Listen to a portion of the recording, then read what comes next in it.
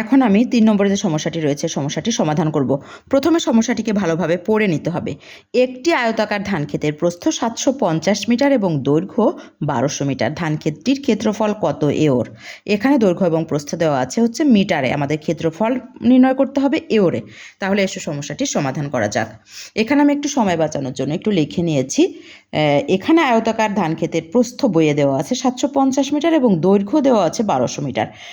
আর তাহলে আমাদের এখানে নির্ণয় করতে হবে আয়তাকার ধানক্ষেতের ক্ষেত্রফল সমান, আমরা ক্ষেত্রফল নির্ণয়ের সূত্রটি জানি হচ্ছে দৈর্ঘ্য গুণ প্রস্থ। আমি সেই সূত্রটি লিখে নিয়েছি। এবার দৈর্ঘ্য এবং প্রস্থের মান বসিয়ে দেব। এখানে দৈর্ঘ্যের মান হচ্ছে 1200 মিটার, 1200 মিটার, আর প্রস্থের মান হচ্ছে 750 মিটার। তাহলে গুণ 750। এবার আমি এই মিটার আর মিটার যদি গুণ করি তাহলে আমাদের গুণ করলে হবে বর্গ মিটার, বর্গ মিটার। আশা করি তোমরা একটুকুন বুঝতে পেরেছো। এবার আমি গুণ করে দেব। গুণ করতে গেলে আমাদের ডান দিক থেকে কয়টি শূন্য আছে আমরা প্রথমে এখানে ডান দিকে বসিয়ে দেব। 1 2 3, 1 2 3। এবারে আমি 75 আর 12 আছে, তাহলে 12 আর 75 এখানে গুণ করে দেখব যে কত হয়। 5 2 10 শূন্য হাতে থাকে 1, 5 অক্ষে 5 আর 1 6। এবার এককের ঘরে শূন্য, 7 2 14 4 হাতে থাকে 1, 7 আর 1 গুণ করলে 7 আর হাতের 1 8। তাহলে এখানে শূন্য এবার যোগ করব। 6 আর 4 10 শূন্য হাতে থাকে 1, 8 আর 1 9। তাহলে বাম সাইডের গুণফল হলো আমার 900। আর আগে যে ডান সাইডে আমাদের 1টা 2টা শূন্য আমি ঠিক ডান সাইডে গুণে বসিয়ে দিয়েছি, 1টা 2টা 3টা শূন্য। তাহলে আমাদের মোট হলো হচ্ছে 9 লক্ষ বর্গ মিটার। আশা করি তোমরা গুণটা সুন্দরভাবে বুঝতে পেরেছ।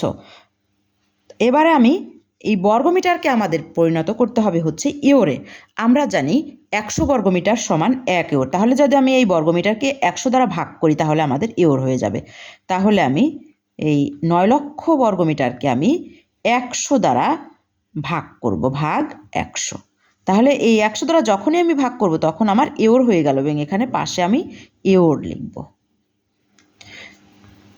অবশ্যই আমাদেরকে এই যে সূত্রটি যে 100 বর্গমিটার সমান 1 ইওর সেটা আমাদের লিখে দিতে হবে। যেহেতু 100 বর্গমিটার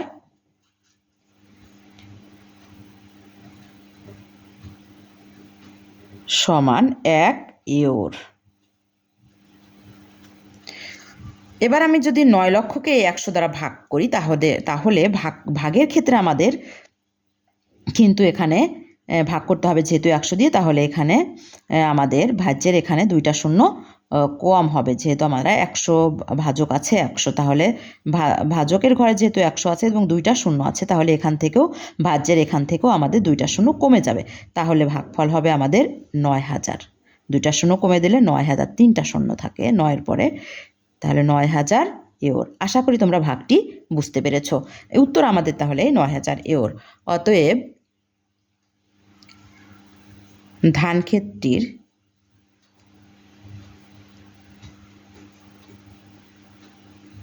ক্ষেত্রফল 9000 ইওর। উত্তর 9000 ইওর। আশা করি তোমরা বুঝতে পেরেছ।